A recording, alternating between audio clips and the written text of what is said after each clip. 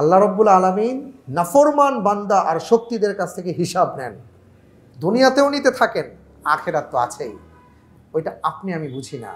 তাদের চাকচিক্য, চার দেয়াল আর সেই আভিজাত্য দূর থেকে দেখে মনে হয় আহা হা হা, কি শান্তিতে না আছে। গিয়ে দেখেন কি শান্তিতে আছে।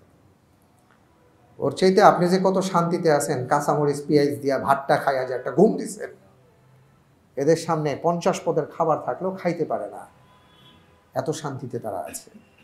আল্লাহু সারিউল হিসাব। আল্লাহ এক এক বান্দার কাছ থেকে কিভাবে হিসাব নেন আল্লাহু আলাম। এই জন্য ভাই, 1 নাম্বার হলো নাফরমানি করা যাবে না, 2 নাম্বার ইমানকে বাড়াতে হবে, 3 নাম্বার সবসময় নিজেকে সদা সর্বদা ছোট রাখতে হবে, আর 4 নম্বর হলো এই বিশ্বাস রাখতে হবে যে আজকে পৃথিবীতে যারা মজলুম অবস্থায় আছেন, ইনশাআল্লাহ আল্লাহ তাদের সাথে আছেন, তাদের পক্ষ থেকে আল্লাহ প্রতিশোধ গ্রহণ করবেন, আল্লাহ শাস্তি দেবেন, আল্লাহ নিজে দায়িত্ব নিয়েছেন।